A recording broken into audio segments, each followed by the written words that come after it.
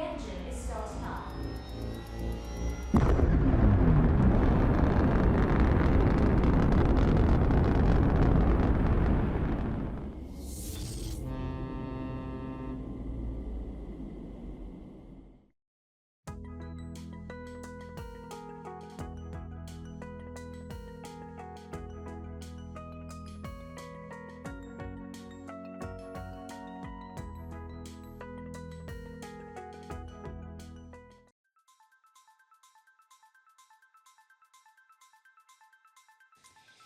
Welcome to my presentation about interactive content, videos, and other fancy stuff you can do in emails in 2025. Maybe you still remember this Minesweeper game that was popular in early versions of Windows. Have you ever thought about playing that in email? We can do that. As you can see, I'm here in a mailbox and I'm going to play the game. Can select and boom, I touch a mine and the game ends. Cool, isn't it? That's what we call an interactive email. But apparently what's making an email interactive? Already quite a while, Mark Robbins pinned it down to a very accurate definition. What makes an email interactive is an action performed in an email triggers an action within the same email. That means you click somewhere and you stay in the email, you won't go out to a landing page. Everything that follows is inside the inbox. Now there have been several different terms for more advanced contents in emails, things that go beyond just a button, a text, and an image. We have seen, like the traditional way, the static emails, for sure, this is what we all know. Then we have seen animations in emails, animated GIFs, countdown timers, which are usually as well animated GIFs. We have seen some more fancy stuff, like CSS animations, like hamburger menus. This is what is often referred to as a kinetic email. It's something where it's an email where something moves. There is something, if I hover over something, or if I click on a hamburger, something expands. The last step, going back to the definition we have seen before, is the interactive email, where you really have multi-step elements, multi-step processes in the email. So one click doesn't just expand a small content, or a hover expands something or make something moving. It's really that I can have different type of interactions. I can type in some answers and things like that. I will give you some ideas in the next few minutes, some inspirations, what can be done, and broaden the view, what is possible in emails. Ratings and reviews is ubiquitous to get customer feedbacks from our clients. So we can start with relatively simple star ratings. Most of us know it after we have bought a product. We see, if you are lucky, we see the stars. In most cases, we just see a button, give you a review now. Who likes to click on those buttons? Me, at least, I don't. Or if I see the 5 stars, that's often one image. So if I click on the 5th star because I was really satisfied, I come to a landing page, maybe I first need to select the language, and then I need to select the star again. Will I give 5 stars again? Most likely I don't, because the process is somewhat annoying. So here I can, in the email, select my rating, I can add some text, I can add a more detailed review, and I can send it right from the email. Then NPS scores is a very good way of getting your customers' feedback, especially after projects or after for more complex contexts. As well here, I can, in the email, select my rating, and I can give additional feedback. We could even change what comes after I give it a rating based on which rating has been selected. I do not submit the data right now because I don't want to clutter my colleagues or clients' lists with testing data.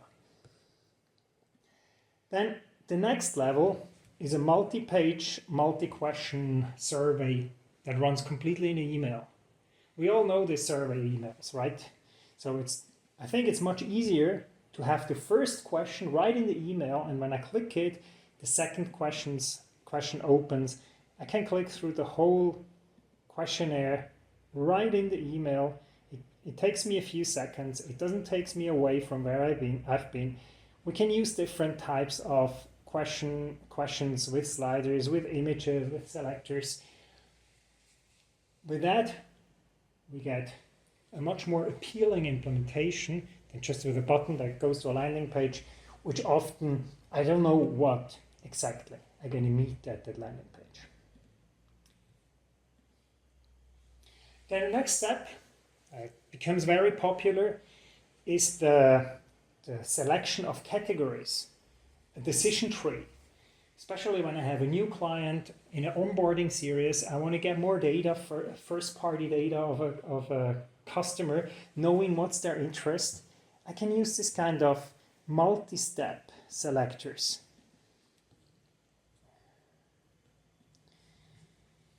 When I choose a category, make my first selection, I get to a second page.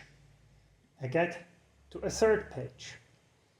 And I finally can go to a follow-up page. In this case, we track each of the clicks and then go to a immediately one-to-one personalized website that has been personalized based on the data I had been given in the email.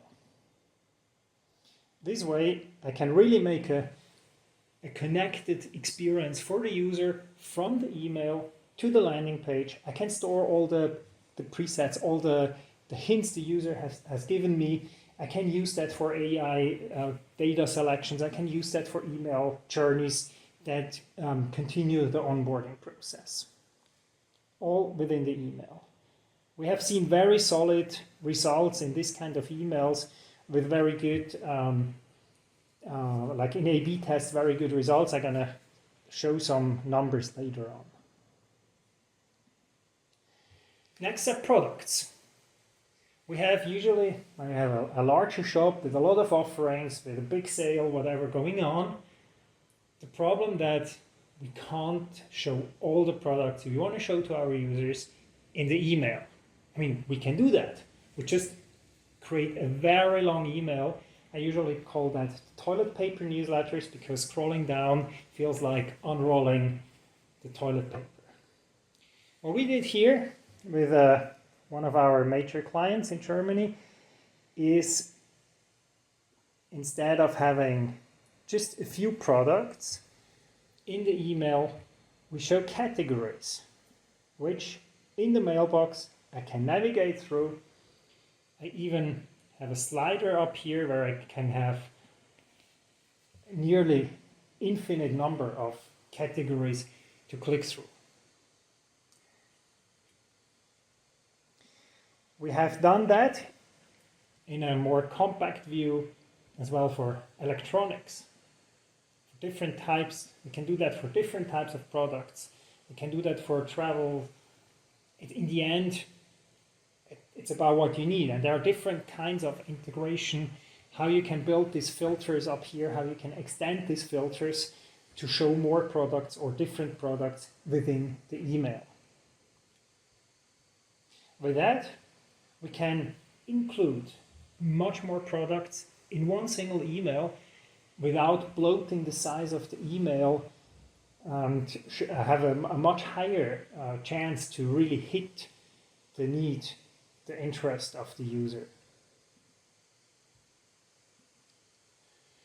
Then the whole finance and especially insurance industry is pretty challenging to do good marketing, because insurance is something you usually don't want to mess around. You don't think too much about it.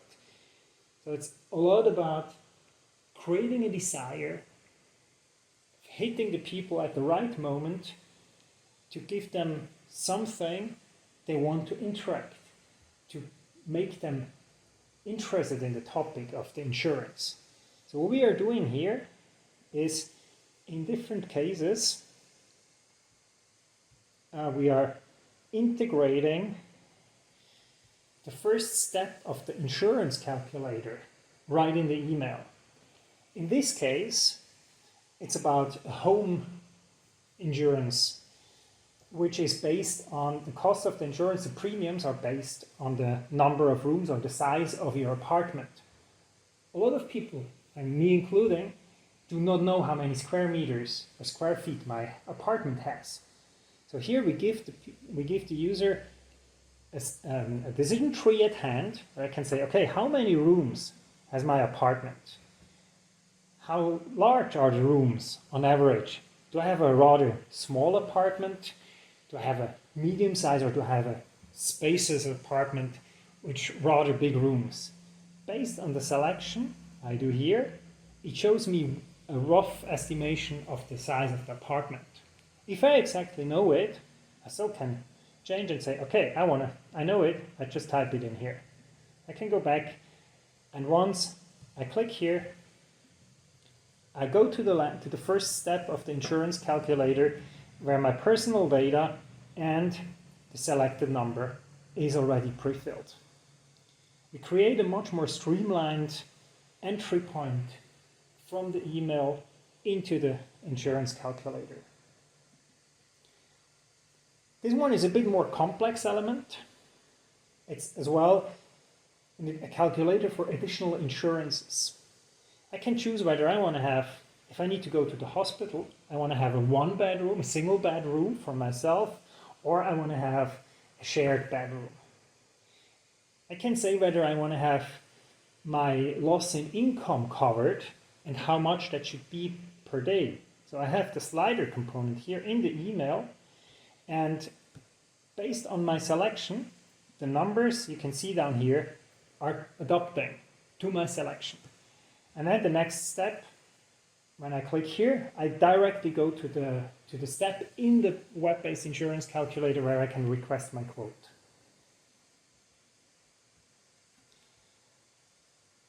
Another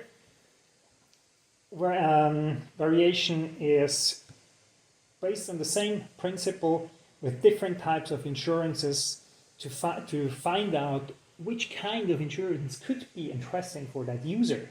So it's not only about calculating the insurance costs, it's about finding the right insurance or the right moment to sell the user an insurance.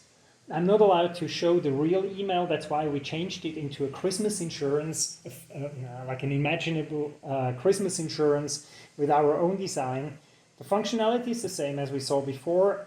I choose my selections, I choose what I want to have, and I get a premium estimation. And if I click here, I go into the insurance calculator and can immediately go to the step to request an offer, a quote from the insurance company.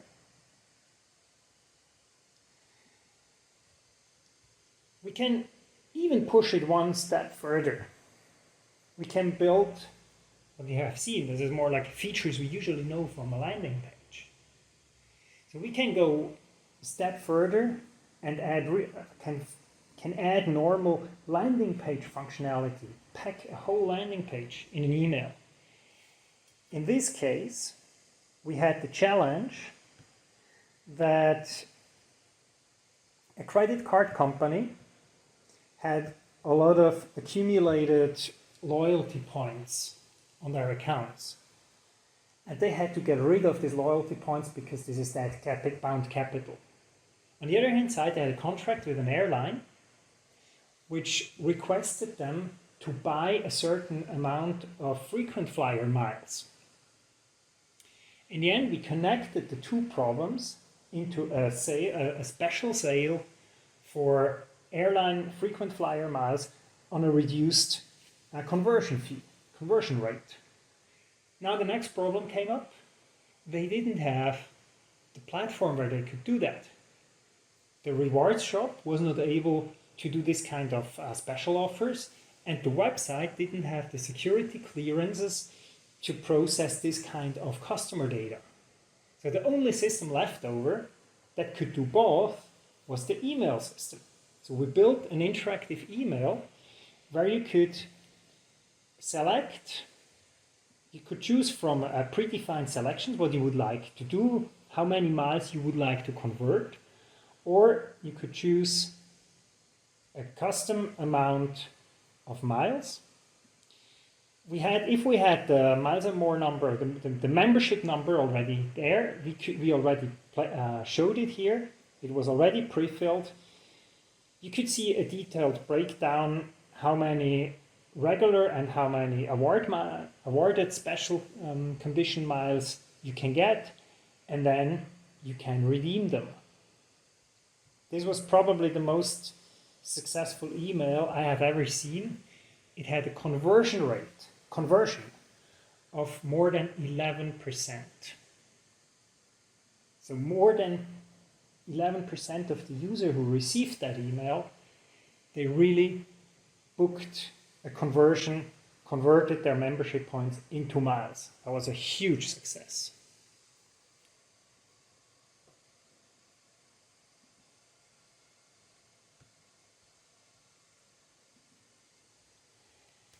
Real-time data, another topic that is announced in my session description.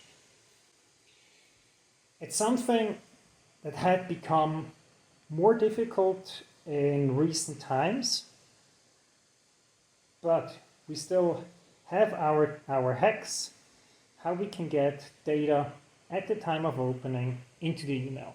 This is an example of a wine and spirits trading company here in Switzerland, which had a limited edition of a rare whiskey, of a special bottling of a whiskey.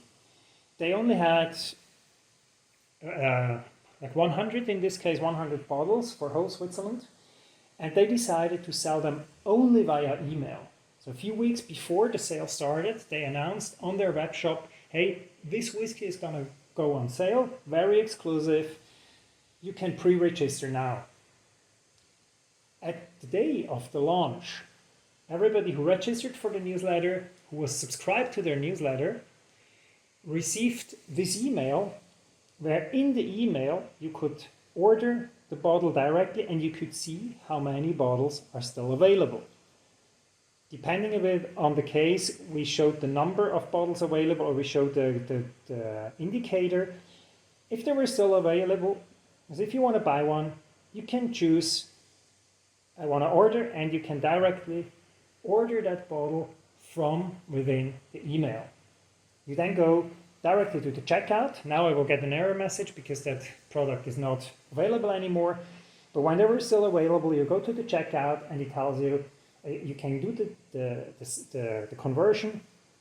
You can buy the bottle from the email in the e-commerce system, pay it, and a couple of days later you have the exclusive product in your hands. We can do that. You can do that not only for this kind of product. It can be any sort of special sale. It could be tickets for an exclusive event, or pre-sales for events, pre-sales for products. With one thing, the direct sale, and the other thing, the real-time availability indicator in the email. This one updates at the moment you open the email. That's one of the special features we can do in emails nowadays, if you consider a few special hacks. Then another very famous topic, especially here in Europe, is what we call the advent calendar. This is usually, most kids here knows it. In advent means from 1st to 24th of December, you have like a wall, something on your wall, and every day you can receive a little gift. It can be a chocolate or it can be a small product. It's every day something new. In the morning, kids, when we were kids, we were really eager to get up and open and curious what's inside the daily the today's advent calendar. We have done that, packed that in an email.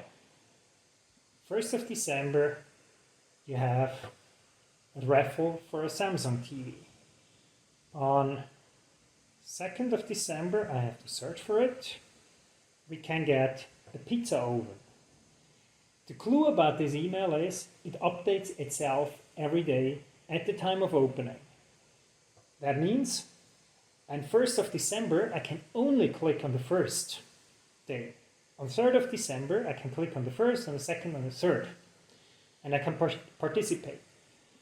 On 4th of December, I still can click on 1, 2, 3, 4, but I cannot participate on 1 anymore because the rule of the price of the raffle was you can only participate within 3 days. And one more thing we did, once you participate, we registered that on the user record, and if you have already participated and you go to the same day again, it will show you already participated at this raffle. All this information was delivered in real time to the email, means we had to send the email not every day, but every couple of days to not leach out the recipient list and not make people to sign out. They had the option to sign up for a daily reminder, but that was optional. Next topic, gamification. How can we make emails more appealing by triggering the likeliness of gaming, of entertainment? The Wheel of Fortune is one of the very common ways of getting people's attention, being that in an email on a website or as well on a point of sale. Everybody knows how it works. I click, the wheel spins, and when it stops, I get a reward, which here in the email I can immediately see, and I can link directly to a web shop, to a platform where I can redeem it. Another rather simple game that nearly everyone knows, has been playing, is the memory game. I can flip the cards, and if I find the right pairs, I can collect them. I can try to search it. Oh, I need to try again. And once I have collected everything, I get a reward. Similar to the Wheel of Fortune, but I have to do something in the email. The most advanced game we have been implementing in an email is an action game, which was like 20 years ago very popular, one of the first really popular browser games, where I had to back then shoot. Well, we cannot shoot nowadays anymore, so we decided we use a fly swatter to slap down the chicken. I can move my viewport in the email. I can play like it is a game, you know, from a browser. I have some different actionable items.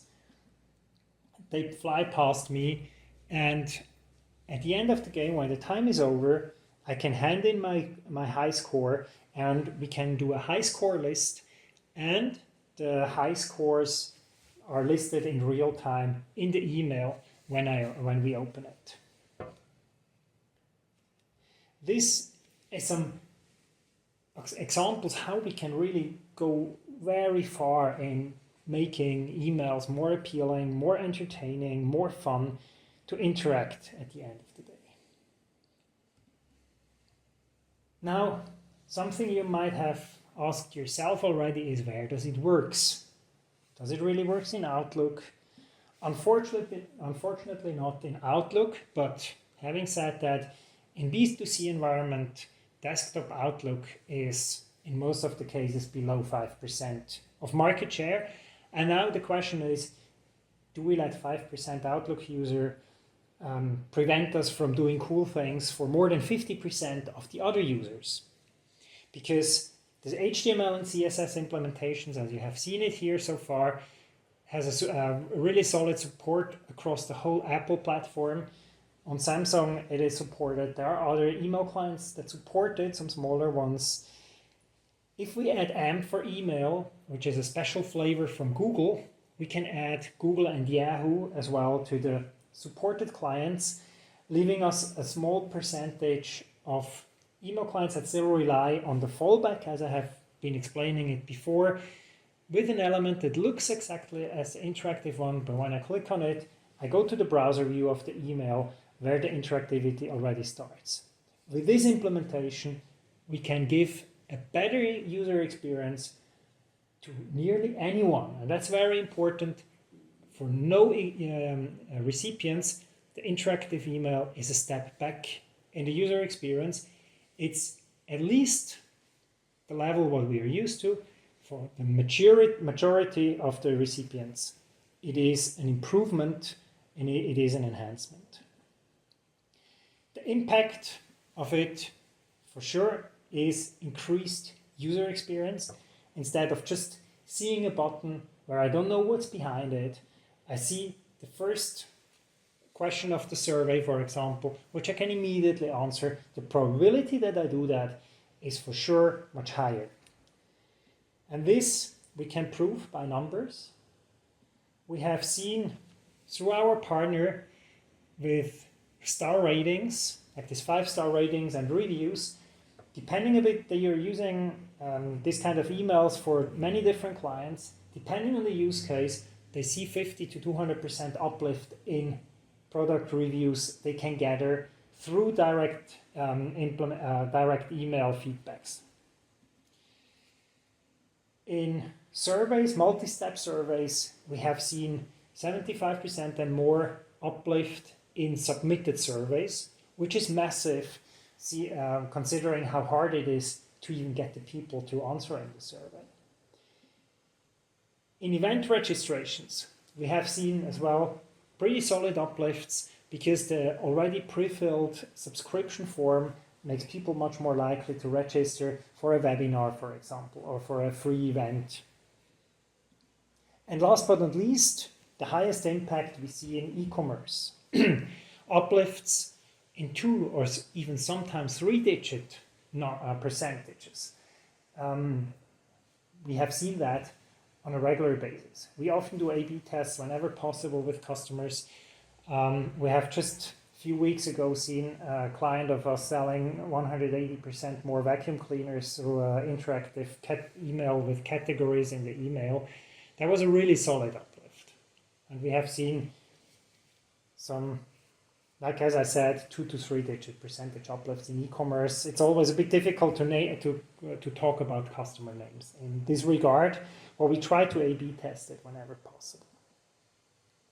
The challenges, there is no cool thing, especially no cutting-edge innovation without challenges that have to be overcome. We all know the traditional email code with HTML and CSS with tables we need to use for certain clients, actually only for the old Outlooks. With VML, we can use to hack around the limitations. HTML5 and CSS3 is what we are using for the interactivity, the one as you have seen it. This is all based on modern code we can use up to a certain extent in email code, in emails, but we have, you can imagine, to merge it into the existing email code. Then, if you want to support Google and Yahoo, as a Gmail and Yahoo, we need to add AMP for email, and this requires us to build a complete independent block of code only for AMP. It's pretty much a duplication of the email code, which is one of the challenges and one of the reasons maybe why we don't see a wider adoption of AMP for email as of now. And as I mentioned it already before, we need a solid fallback, a reliable fallback for those email clients who are not able to display the interactivity. Now, last but not least, I have one thing left that was announced in my session description. That is video in an email. Something a lot of people want to do for a long time, a lot of challenges. There are options how we can bring emotion content into an email. We can have a video embedded like we can see here on certain clients that we can play directly from within the email. We have the option to integrate animations in an email, like the email we have seen here already before. You can see that's an email in the mailbox. I can put the play button, the video starts streaming as soon as it has buffered enough content. We can use crossfading technologies to create a video-like effect just with images and CSS animations like we can see here, like a 24-hour daylight cycle in the email just built on images.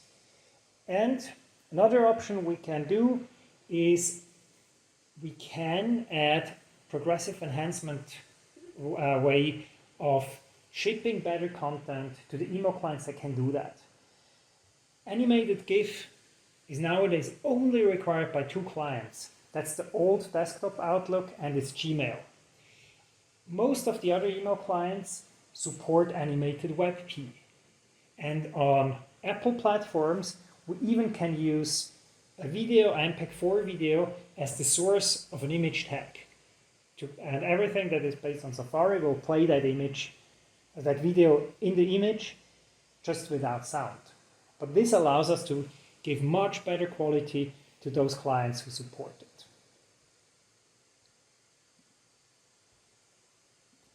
That's all for me.